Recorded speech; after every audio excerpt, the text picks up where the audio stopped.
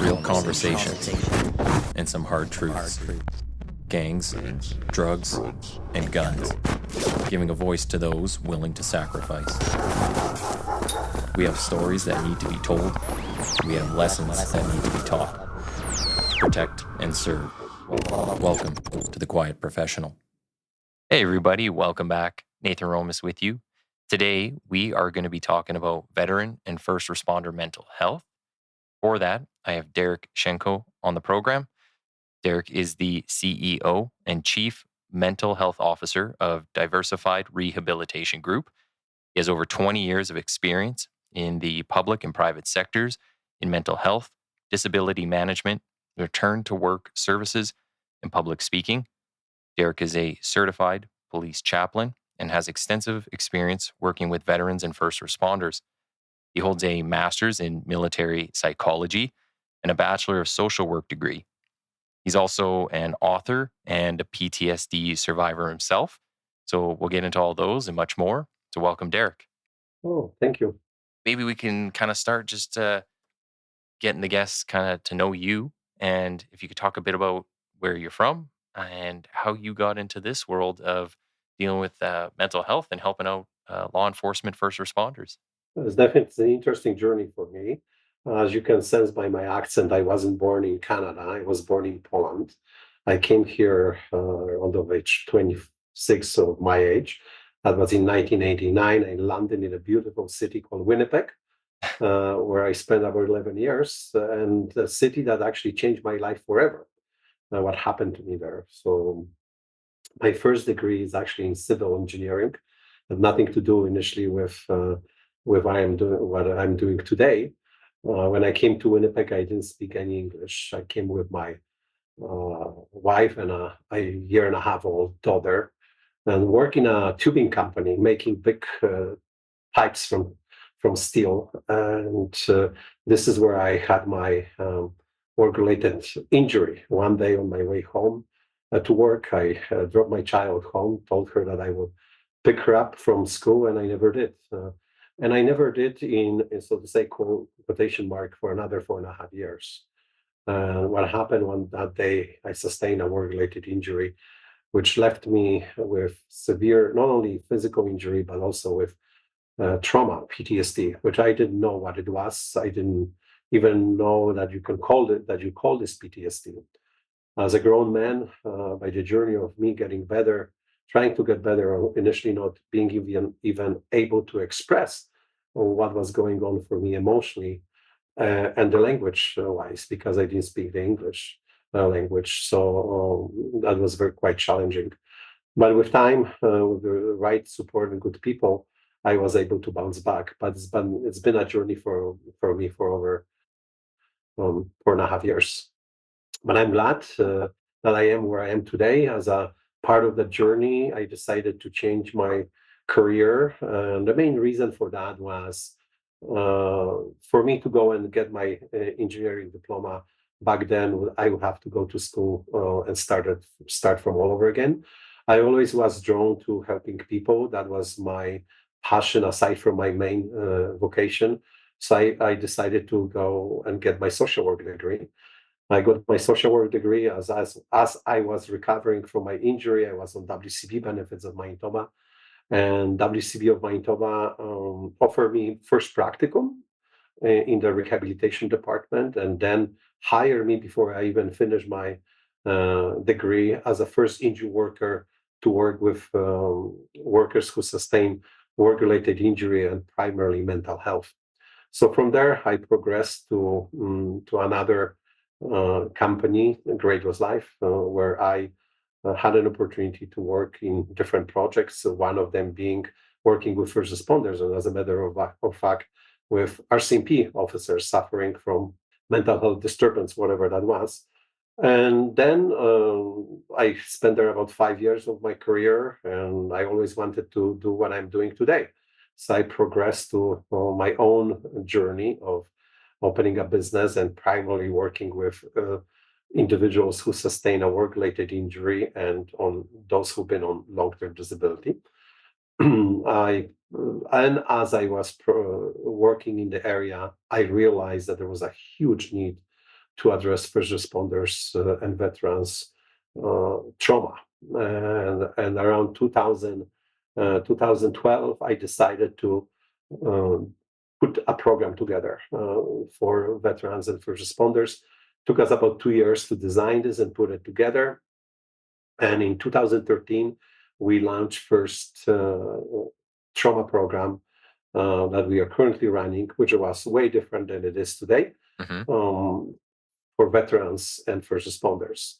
In that year, we had 3 groups, and that was mainly to really understand if what we put together would be actually suitable for those who came to get better, and we got feedback from them. So we went back to a drawing table twice, and then as of 2014, we have been running those programs on a regular basis.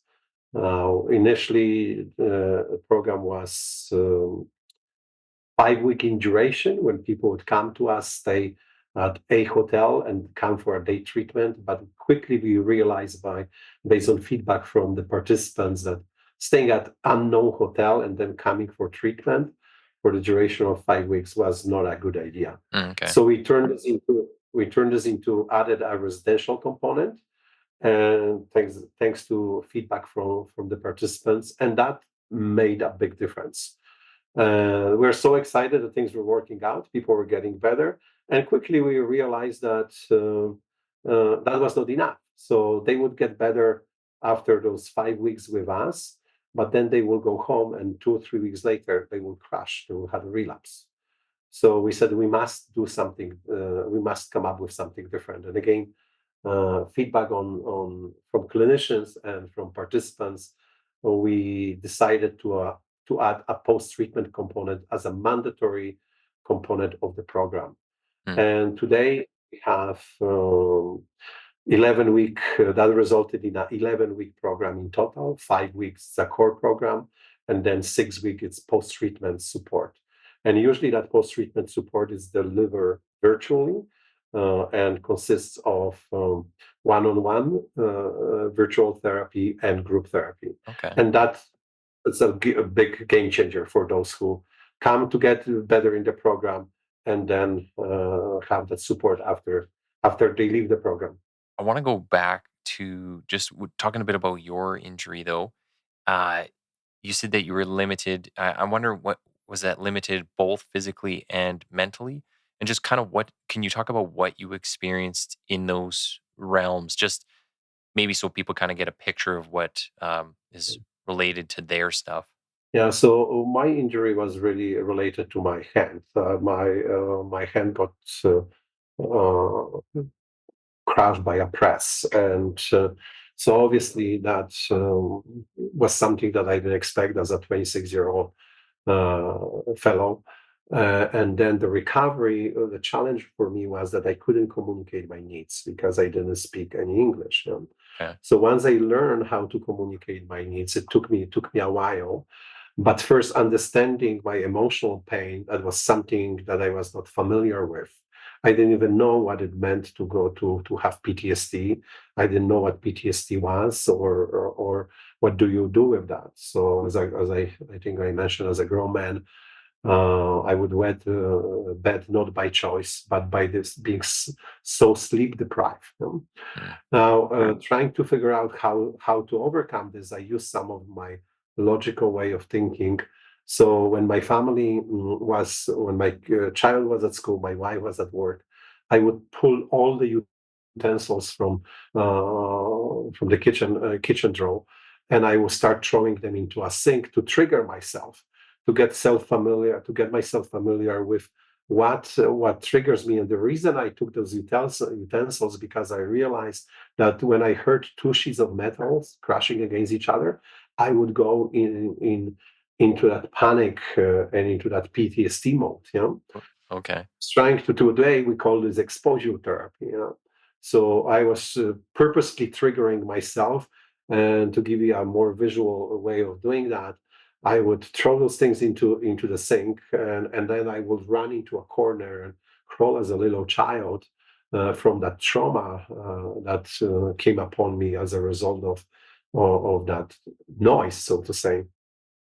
Then I said, well, I have to do something to understand that. So I put the chair between the corner of the of the room and the sink. So I said, okay, next time I'm gonna land it on the chair and really try to understand my feelings. Where's that pain station in my body, and what does it do to me? So I try to process this on my regular basis to make that happen, and I was quite successful in this journey till. And I said, okay, it's time for me to go outside because I would try to avoid going outside, meeting people. So I went outside. I was so happy now that I would be able to handle those weird noises that were out there in the world, till I was hit by unexpected and was a smell of burning steel, which was I was back then I was not aware that was another triggering point for me. Okay. Yeah. So again, back to a square one, and I try to replicate this in my garage by burning some little things and myself, and the story repeats from the day one. But at the same time, I was learning the language. I was studying, trying to do something. It was very challenging for me because I was loaded with emotions, couldn't really process that. But thanks to actually Works ABC, um, while I was learning the language, they found a rehab consultant who spoke my language, Polish, yeah? Okay. and actually took the time to meet with me and explain to me what that whole thing was about, meaning what I was experiencing. Do you think, like, it seems like you're very self-aware when you're going through that process. Are most people that come in or that come into the programs, or I guess just deal with mental health in general, do you find that they're generally self-aware enough to, like, they've gone through steps like you have already, trying to figure out what triggers them, or do they come in and they're just like, I don't know what's wrong with me, I need some help? I think there's awareness to a certain level, but one again, today it's easy for me to say this because I'm part of my job. It's to actually work with people who go through trauma, and so I took the time to learn and understand that. There's definitely each of us has certain level of awareness that things are not right, so to say. Yeah? But really, what we do, try to do as a human beings, is try to solve it by ourselves. Yeah? Mm. And then say then not being fully aware what is going on with us for a number of reasons: shame, guilt, lack of awareness what mental health is, stigma, and those other factors that, or really thinking for ourselves, I can handle that. I am able to handle that. This is just another thing, but I think I have this under control, which gets actually out of control. Yeah. So each of us has certain level of awareness, but definitely we don't have enough awareness to be able to bounce back. Some people do. Some people do have this within them that they are able to navigate through that journey. But there's a number of people who don't have that, who don't have that awareness. It's very challenging for them to do that. Well, I wonder too, and I don't know if maybe you know the history of mental health. This is just me asking a general question, but where at what point did it become stigmatized to really talk about any of these things or feelings or thoughts, especially for males? I don't know if it's like the equivalent for female members or female veterans. I imagine less so. I think it's probably more of a male cultural thing. But you know, what kind of created that stigma in the first place where people don't want to talk about this? I think you need to rewind the clock almost a century and a half ago, yeah, when soldiers were coming back from war. In most cases, such a thing like PTSD first was not even in existence. They were not calling this PTSD, and if it was stigmatized by the commanding officers or by the government. So there was Yeah. no recognition or something wrong mentally. Challenging for those individuals. However, back then, when people were coming from overseas, most of these people would be on the boat, and it takes about 3 weeks for them. It was taking about 3 weeks for them to get to final destination, let's say America or Canada, US or Canada. So over that period of 3 weeks, they were with their own people, those who experienced the same trauma, for example. So by kind of not purposely, but by the nature of how it took to get them Yeah. to back home, they were able to talk about that. They were able to socialize with others. They were able to grieve. They were able to talk about it. So it was easier for them. But that wasn't definitely not enough therapy for them to overcome that. So when moving on historically, that trauma component was always on the agenda, but the society, doesn't matter whether it was in North America or in Europe, was not prepared to recognize that. Yeah, they called it shell shock and different things, right? Shell shock, absolutely, absolutely. And then as we progress forward, even you go back to the 20th century, we became so good at addressing physical conditions and normalizing physical conditions, whether there was a broken leg or whether there was an injury to your head. When you had a physical condition, you know where to go to get help. We'll go to a physiotherapist or people or a surgeon to put you together, and then physio, and then occupational therapy, and off we go. But every time we'll talk about mental health, it was first nobody knew how to address this. The system at large wasn't ready, because we also need to understand every time we call something, we discover that we need to address, let's say, mental health as a one. Then from the policy perspective, from a macro level, government level, that means that sooner or later we're going to have to start spending money. Okay, yeah. And you're spending money, that equals where are we going to get this money from? And of course, I don't want to put too much emphasis on politics, but it's also important to understand that politics play quite a bit in the journey of us moving on as a society to get where we are today. And if you really look through the lens, not that long ago, in 20th century, we were not recognizing trauma, PTSD, as a compensable occupational condition. Yeah. So if you were a firefighter, or police officer, or correctional officer, or any first responder individual in the world, you cannot go and submit your claim towards the WCB saying, I have compensable injury, and that compensable injury is trauma, PTSD. I guess too, like a physical injury, kind of hard to hide when you're missing a leg or you get a big cut on you. But the mental side, if someone is like, I'm not going to get WCB, all those supports didn't used to be there, right? The social safety net, you would just kind of suck it up and just power through, right? You just keep working because nobody could see what's going on inside. Yeah, absolutely. And again, there's a cultural factor. Men don't cry, so Yeah. to say, in a quote. So it was a shame to even mention that. Again, not that long ago, when it was, remember, in 20th century, it was almost hard to see the leader of the country showing any emotions. Now it's more common to do that. It's a human thing to do this. Yeah. For leaders to show those emotions. But before, it was suck it up, buttercup. And specifically in the military world and first responder world. Yeah. So that was the way of looking at this through the lens. You're going through a difficult situation. Uh, get your shit together. Pardon me, my language. Right? Hey, it's all good. You can swear on here. You're talking to first responders and military people.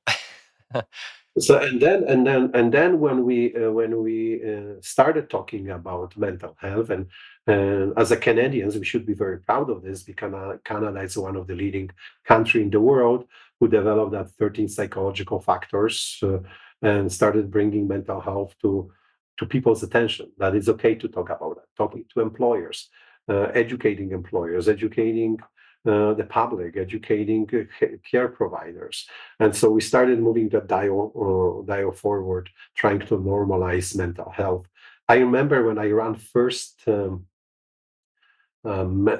mental health first aid course. Okay.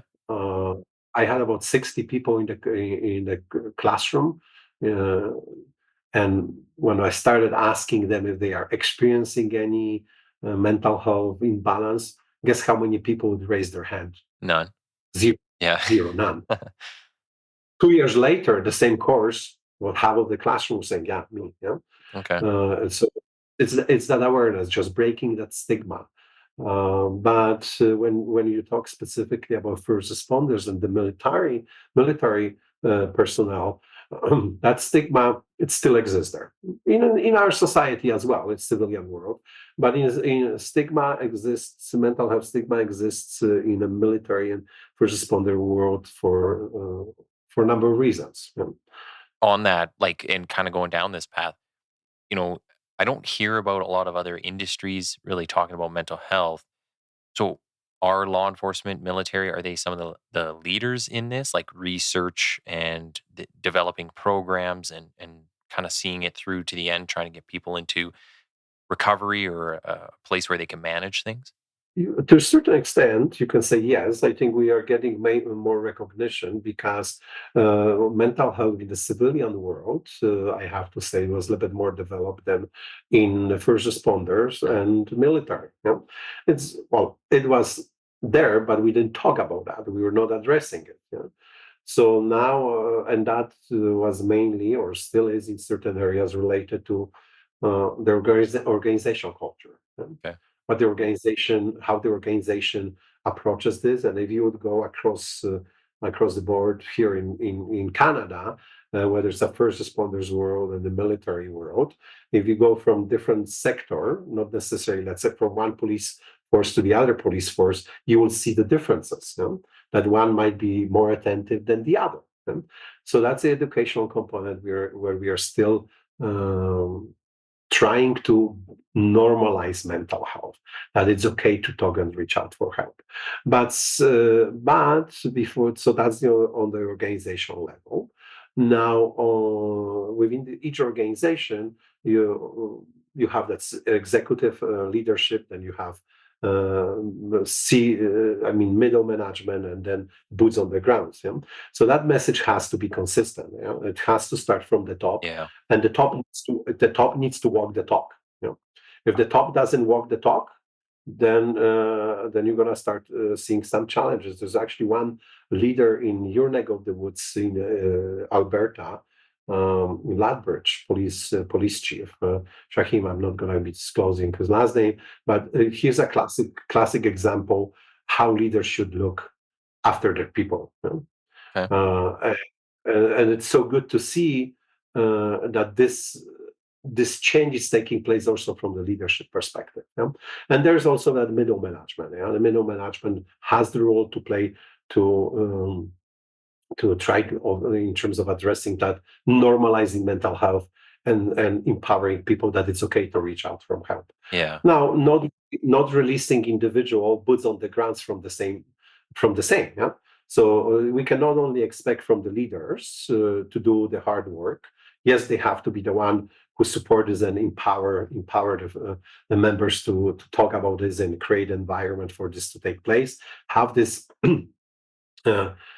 authentic leadership approach, empowering people, showing their vulnerability as well.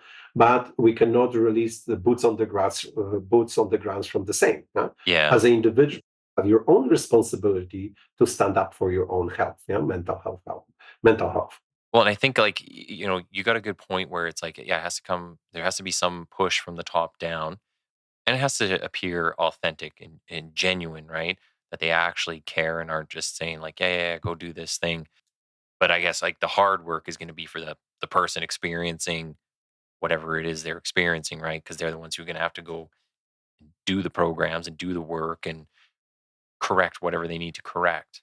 Yeah, correct. And the other, you ask a question that is first responder world and military world like a leading force in promoting the mental health.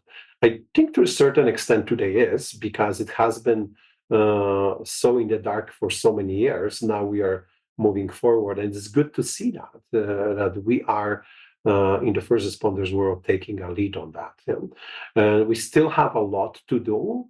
in terms of breaking that stigma. And sometimes when I keep going to that statement, breaking stigma sounds like a broken record. Hmm. But I think as a society, as a leaders, as a participants, as a those who get injured, we really need to clarify what that stigma is. Yeah, so we need to start naming that. What is this organizational stigma? If it is, we need to break this down so we have a full understanding, because only then we would be able to address this. And the same applies to individual level. Yeah? If I'm not reaching out, why I'm not reaching out? Hmm. So I understand that it's sometimes very hard for an individual to have that clear mind to understand, because I've been through this myself. If you allowed yourself to really step back, and if you don't feel comfortable sharing this with others, so because of guilt, shame, or lack of vulnerability, do that self-assessment yourself. Do that self-assessment yourself. There's a number of tangible tools that you can go and online even to take that snapshot. What Where I'm at? Yeah. What is really happening? And the best option is ask those who are very close to you, and usually it's not the family. Hmm. Say, like, how am I doing? Like, it's like there's no. We already know that if you, let's say, as a new police officer, you join the force. A year from today, you're gonna be a different person. Yeah. You're going to be a different person because of everything that is taking place in the first responder world. Yeah, you're not dealing with necessarily always nice things there. You're dealing with uh, horrible things. Yeah. Especially in the last 4 or 5 years, it's been quite the shit show. Correct. And you're experiencing trauma in 1 week, what sometimes people don't experience through their entire lifespan. Yeah. Yeah. So and then what do you do with this? Yeah. Like, I think now we are starting to train our law enforcement individuals what trauma is, how to address that. So we're still far from where we need to be. But as a rookie, when you go through the journey of first responders work, or in the military, you deal with things that you are not trained or exposed on the spot, saying that this is what's going to happen to you. Yeah. And then we train police officers or first responders not to be vulnerable, to be suspicious, to withhold our emotions, because it would be very challenging for us to protect the public, and being very vulnerable for that matter. But we don't teach them how to come home and unpack. Yeah. You know? Or they do it in bad ways, like drinking and or substance abuse, right? And they find That's other right. Yeah, that's coping right. mechanisms. Right on that point, I was just thinking, like, in some of the material you sent me, where you talk about absorbing the emotions of other people, and but then we were saying offline, you also have your own emotions to deal with. And yeah, I think sometimes members don't know what to do with that, Mhm. especially when you get the more, I'll say, more sensitive cases, when it's like children and animals. I think everybody can pretty much agree those are like the worst things to see. Something bad happening to a child or an animal. Um, so you absorb that. Maybe not in the moment, you don't realize it because you're doing your stoic look or whatever it is to get through whatever you have to get through, right? Saving lives and working on whatever case you're on. But afterward, you've taken in whatever those people kind of projected toward you, and then you have your own thoughts about it and ways to deal with it. So and then you just got all your normal stuff you got to deal with outside of work. So lots of stress, more than the normal person would take on. Absolutely. Absolutely. One thing I was wondering is, do you see more of external factors being an issue for first responders and veterans from the military, or do you see more on the side of like the internal people having that moral injury, having the issues with chain of command or something happening within that? They're like I can't believe they would do this to me. So is there kind of a split between the two? I think it's and again, to be fair to the situation, it is a split, and whether I mean from what percentage and how, I think it would vary from a division to a division, Okay. from a city to a city. In my experience, I encounter some detachments where they are very on the top of this, and there are some that are not. But you touch on the component of moral injury, right? From the moral injury, you can experience moral injury in a number of ways. One is by something that is against your moral values, that you struggle with, and the other one could be by the one that is betrayal by the organization. So in any of those aspects, again, it creates a quite a deep wound and then a scar.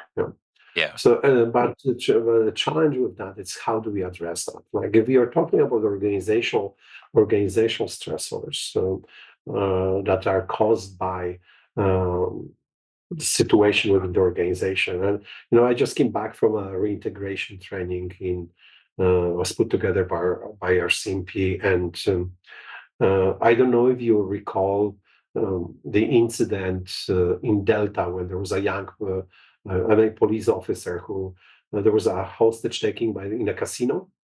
Okay. So that was about 2 or 3 years ago, or a little bit more than that. And what happened? That individual, that police officer, um, they surrounded the suspect, and he was the one who shot the suspect. And so after when he came back from that, obviously there's a specific process that they need to follow. But as he was walking into his home office there, police station, none of the management came to actually say, "Oh, sorry, man, what happened to you?" Yeah.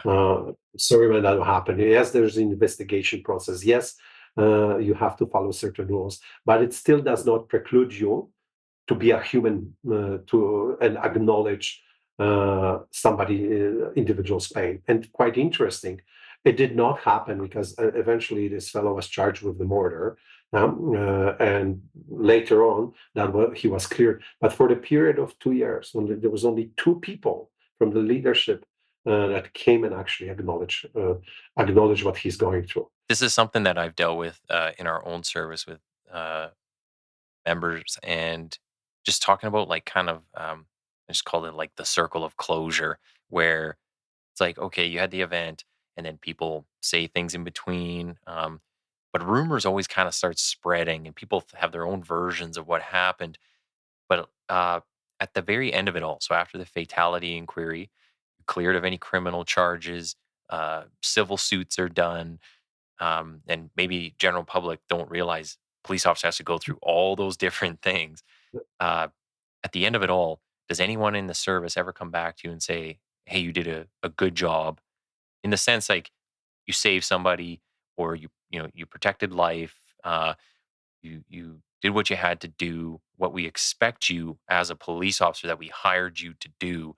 It's not saying, "Hey, we got to celebrate killing somebody," but Oh, of course not. you're hired to do this very specific thing, and you did it, and you did it well, or whatever they want to say. But yeah, that never really gets done. That's always missing.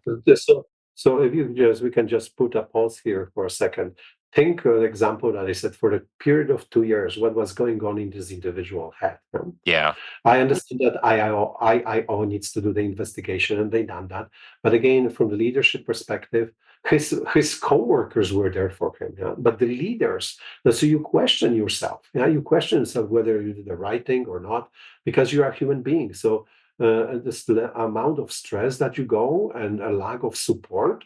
And again, I took the time to really understand what that investigations are all about and how you go about that. And I have to tell you, I haven't noticed anything that would stop a leader from acknowledging exactly what you said. You've been doing your job. Yeah. Yeah. Now, whether the investigation must take place, understood, but there's nothing that is stopping a leader from saying, you know what, I'm sorry what you're going through, what you're going through. We are here for you. period. Statistically, there's a research done indicating clearly that a word from a leader, an acknowledgement and asking it, for example, an individual, how are you doing, is as important as attending a actual therapy session. Oh, really? Okay. So, and there's like evidence, empirical evidence confirming that as the case. So, what is still stopping our leaders from making that happen? Yeah? Yeah. What is still stopping leaders from making that happen? Almost, it would just be a guess, but I would say it's just because they don't understand a lot of it themselves. I'm sure there's some people who just don't care, but they shouldn't be leaders. Um, but yeah, I think there's a big component would be they just don't know. And for some people, maybe it's awkward to talk about a lot of these things because, if you never dealt with it yourself or you never taken care of your own business, then yeah, you're just like, I don't know I don't know the words to relate to that. Um, there is a couple people I've had on the show before. Maybe you know them, but they wrote some really good books.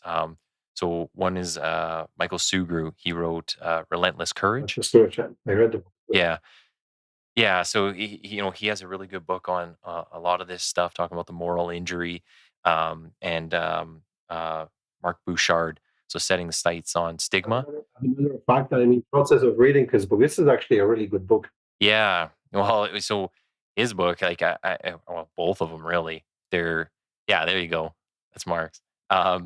So those kind of books from both of them would be excellent reading in recruit training. I know they have the ones from Gil Martin. His has been around forever. He's kind of the godfather for a lot of this stuff. But if you want some kind of newer perspectives and from people in different places. Because the one thing I liked about Sugru's book was it's the US, but for us, it's like you can see there's more people out there dealing with the exact same issues. So even though this world's really big, it feels like a small community when you start being able to talk to these other people and relate to them. And then Mark's book is just excellent the way it's written and it's very relatable. So two really good guys and who've been doing good work on this. And you're absolutely right. I wrote Mark's book, but this one I'm in process of. On page halfway. Yeah, so still Yeah. Mark Bouchard's book. So we'll see. It's a really good book. Really good book. And you're right. The more we talk about that, the better we go. More Mm. is the key to that. Yeah. Now, and you touched on a very important point that sometimes leaders don't know. Sometimes leaders don't know. And being a leader, and I can speak for myself, it's a very isolated journey. Yeah? You frequently feel very alone. It's not that you distance yourself, but the position that you are in. Because with your white shirt, all of a sudden people don't run to you when you were like boots on the ground. So Yeah. doesn't matter what organization you're part of. That's a common thing. Yeah? So that awareness and being as a society, we want to make sure that we create that support for leaders as well. Yeah? And that support really boils down again from the organizational perspective. We have to stop operating in silos Yeah. because we operate in silos on the organizational level. Within the organization, you will see number of silos, and then as a society at large. So I can give you an example. One of the things in our program, when people come to our trauma program, the greatest challenge that our clinicians have it's to connect with people, clinicians in the community that have been working with clients who are coming to us. And not because of the schedule, because of you name it. But if an individual goes through treatment, it is imperative for us to, of course, with the individual's permission, to share that information with that home treatment provider. Because I call this continuation of care. And then it is our responsibility as a organization that runs those programs for mental health programs for first responders to make sure that we educate not only the clinical community, but also organizations, what those programs are all about, and how do they fit in the big picture. So that's, and again, without breaking any confidentiality, respecting individual first responders' confidentiality, and the same on the organizational level, respecting confidentiality of the organization. But there's an opportunity for us to have a more unified approach when it comes to addressing mental health. From and then again, now another component is being more proactive. Yeah. So we are so good as a society to call and comment on what's wrong with you. Yeah? Yeah. And entire psychology, traditional psychology, focuses what's wrong with you. And that's perfect because we have the MSA-5 Bible that lists all those disorders, but we focus primarily what's wrong with you, so we can help you to bounce back. But we spend very little time on another component teaching in psychology, which is very well established. It's called positive psychology. So in today's world, you frequently would hear words like resilience. Resiliency is really focusing what's right with you. And Dr. Martin Seligman, who is a godfather of resilient positive psychology, speaks very widely on what that is and how it's why is that important to us. And like using daily examples, there are a number of things, Nate, in your life and in my life that you do to stay well. Yeah. Yeah. So if I would ask you to list what are the three things that keeps you going, what would they be? You're talking like working out and I don't know, doing podcasting so I don't think about work all day. Yeah, beautiful. Yeah. So those are the things that keeps you going. That's positive psychology. And just focusing on those things that you mentioned, what does the working out offer you? Well, you get your physical health, but also obviously the mental break from things. Correct. Yeah. So it's basically gives you, let's say, that energy boost. Yeah. Yeah. Mental health energy boost. Yeah. Burn that energy that you don't need, bring the positive one. And the podcasts? Yeah. Well, the podcast is just talking to other people and relating with them. I think is probably the biggest thing. You kind of learn. Like I said, there's other people out there dealing with things, and it's worldwide. Yeah, so in Dr. Martin Seligman's teaching, he talks about concept of PERMA, positive emotions, positive relationship, relating to doing something in your life that helps you to flourish, Hmm. to grow. Yeah. So this is a topic for another podcast. But we need to start putting more emphasis on those components, and we're doing this still in a baby step as a society. We call this resiliency, but there is more that we can do, and actually does not cost a lot of money to make that happen. Yeah? Yeah. But just making people aware and really embracing this as a society, as a community, and as an individual. Well, you know what? And even talking about how much it might cost, you save a lot of money on the back end when you're proactive on the front end and you take care of things properly up front. Um, One thing I just kind of want to talk a bit about diverse and or diversified and their programs. So, because I'm kind of curious, like, how do you? Like you already mentioned, you have the 11-week program.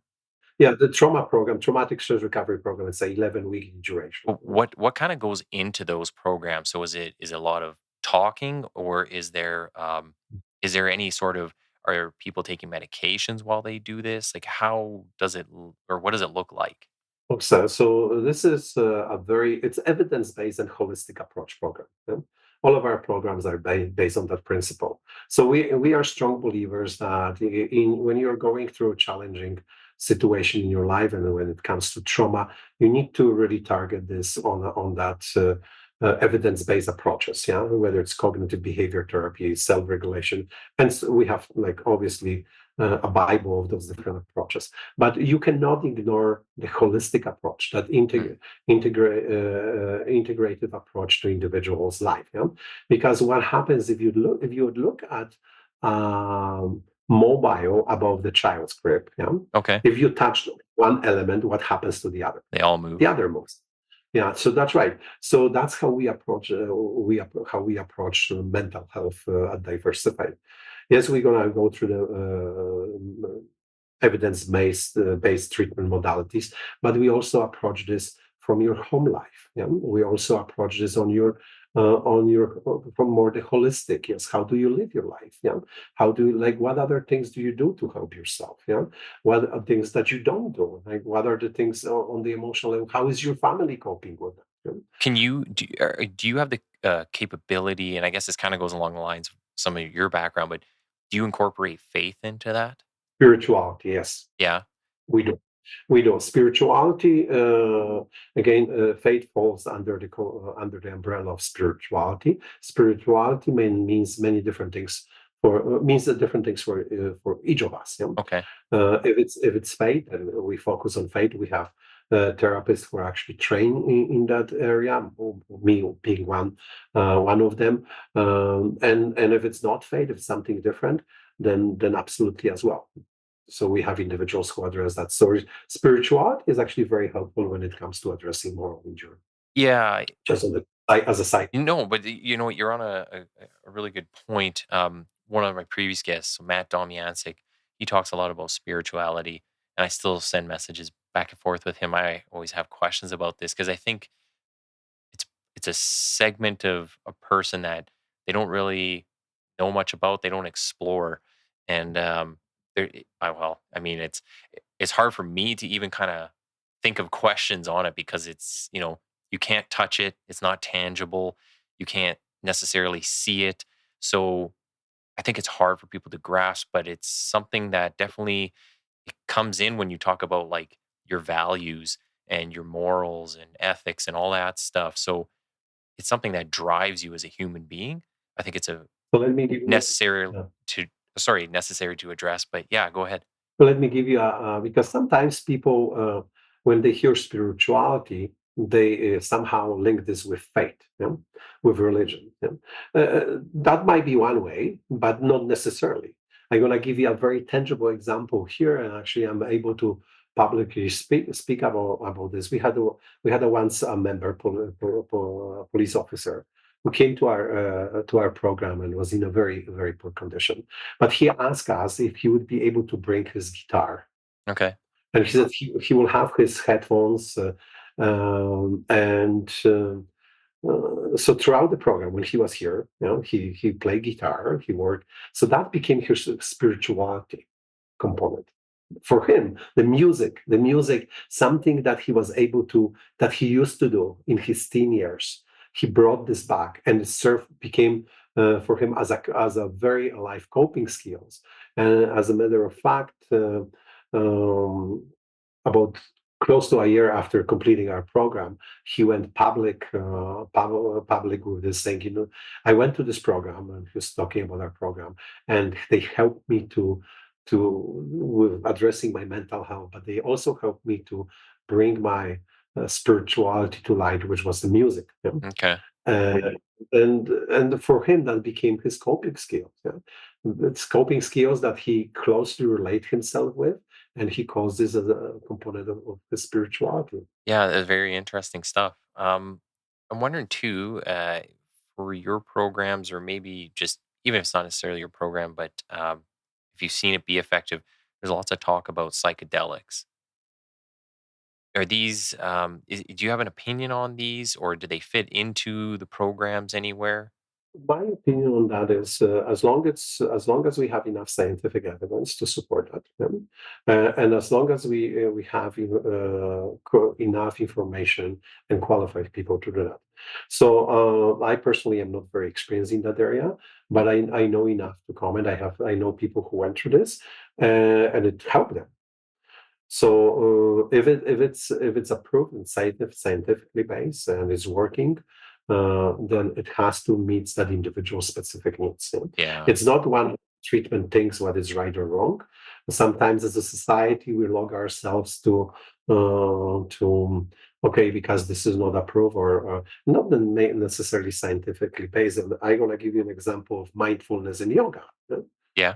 I remember when I was like not even that long ago. Let's go back to 2000, 2013. If you there were brain components of mindfulness to even the payers, meaning the one who were paying for programs like ours, they will look at this as like, "Are you guy? Like, what's wrong with you? Are Yeah. you like a God knows where?" Yeah. No, well, now today we know there's a lot of evidence supporting that mindfulness actually regulates your brain. Yeah? And it's okay, and it's actually very appropriate to have that. This is actually very helpful. It's quite interesting to see when people come to our program and they see that there's going to be a mindfulness component, and especially again first responders and military personnel. It's like, what the hell? I'm not doing that. And then seeing them at the end of the program, almost treating this as their spirituality piece and religiously attending those sessions, because what happens, they regulate their brain. Yes, it's stimulating your emotions, keeping them in a green zone or green on orange. Well, sounds like there's a lot of different solutions and a lot of different ways we could look at this. I'm glad there's smarter people than me out there working on this, like you.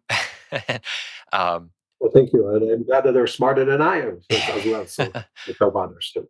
uh, you know what? It's yeah. I think the amount of talk around all these topics has been really good. You see it on an upward trajectory, and as long as it kind of keeps going in that direction, I think we're kind of in good hands. And yeah, I mean, there's so many questions about all the different programs and the methods that are used.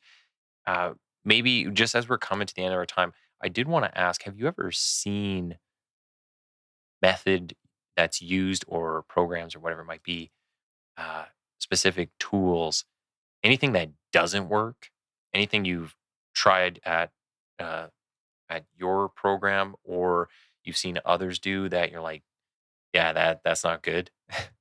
Well, I don't mind sharing that. So but I do want to say that it's going to be my personal bias without them. So I just want to make sure that people are aware of that.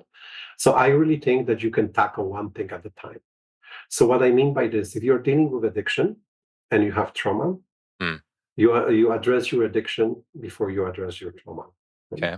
okay. Because it's going to be pulling you in a different direction. Yeah? So my philosophy is addressing one thing at a time. Yeah? So if you try to address everything at once, you may not be very effective in making that happen. But again, this is in my personal opinion. Like our program is purely a trauma program. We will deal with mild to moderate addiction, but you need to be stable enough to effectively participate in the program, and it shows that it works. Yeah. Now, the other thing I think is very important to remember when you're treating first responders and military, you need to have a separate cohort for them. You cannot mix them with general population for a number of reasons. I don't think I have to elaborate on them. One of being you don't want to be in a room with a person that you just give a speeding ticket to them, Yeah, or or that really doesn't understand your trauma. Yeah. I would think the black humor comes into it too. Oh, So huge, huge. Yeah, and the same with clinicians. Yeah, one of the things that won't work is not having the right clinician who understands the first responders and military culture and the family dynamics that both of those groups uh, families go through. That's another one. We didn't touch on this. Because if you don't have a clinicians who fully understand that, and especially that a sense of humor that first responders and military have, and the values of the culture and what their jobs are about. So that's one of the things that I would caution people to really do their research to make sure that the clinicians that they are going to get help yeah, from really understand uh, their needs, yeah, and their culture the environment that they're working in. Because as we know, whether it's a military or first responder, it's not just their job; it's their identity. yeah. Wow, you hit on so many good points there. I have to get you in touch with Matt Domiancic and even Shauna Springer. I mean, they're the two kind of that I've ever gone to, and they're the ones who like get that. They get the institutions and the people, and in this realm, in the law enforcement, the military, and can speak that language a lot. There were some very good people to talk to if you haven't already talked to them. We're just coming up to the end of the time. I want to make sure you get to tell us about any current projects or any upcoming stuff with uh, Diversified. So, what's kind of on the horizon? On upcoming one, June the 12th and to June the 14th, we have our annual, we call this open house. It's which offers people to come and see what we are all about, and also we educate. We have educational component for community providers to really get a sense of what first responders world is and how we do things, and to raise their awareness. Then we just put together a program for family members, more just that you're understanding how to take care of yourself as a family, as a spouse who is in a relationship with their first responder or military. That's good because you know what, that gets missed a lot, and a lot of people don't talk about the family aspect because they bear the brunt of a lot of things too. Huge, huge. So, and on May the 28th, I will be in Winnipeg presenting to families on that topic, just raising awareness. And it's not what's on the agenda for diversified. One of the things on the agenda is there's help. Whether you come and pick us, choose us, thank you for doing that. But the bottom line is there's so much help there. Go and get help. And I know if you're a first responder, if you're a military personnel, if anything that I want you to get from this podcast, there's help. If you don't know where to go, reach out to us. We'll direct you. We are not the only one that helps individuals like yourself. There's help. The sooner you do that, the better off you are going to be. I know how challenging that is. Safety, trust, all of that. We get you. We have your back. And again, as I said, it's not only about Diversify being there for you. There are tons of other resources. If we can offer you that helping hand, we are here for you. And don't wait. Don't wait. The longer you wait, Yeah. the harder it's going to get. Where can people find you and your work? I know I've connected with you on LinkedIn. Where else can people find you? So LinkedIn, Derek Sienko, Derek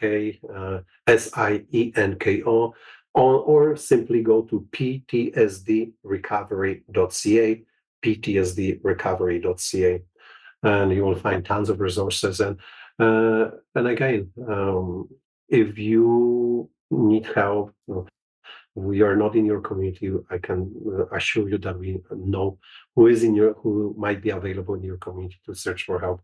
So reach out. We'll direct you to what's best for you, for simple reason, because we care. Excellent. Because we care. You know, I'll get all the links up and the links to social media, and yeah, I mean, people can take you up on your offer to reach out to this Diversified Rehabilitation Group. You know, and it's not a one size fits all. If they can't make it work for you, they can find you appropriate resources somewhere else. So, yeah, I want to say thank you for coming on, and it was a pleasure. I want to say thank you very much for having me on your podcast. It means a lot, and thank you for everything what you are doing to help first responders to stay well. Yeah, well, you know what? Remind people to share this, spread the message, like and follow. Some more people we can help, the better. Doing a small part, but I guess it's together we're making bigger changes. So, yeah, that's it for today. Thank you.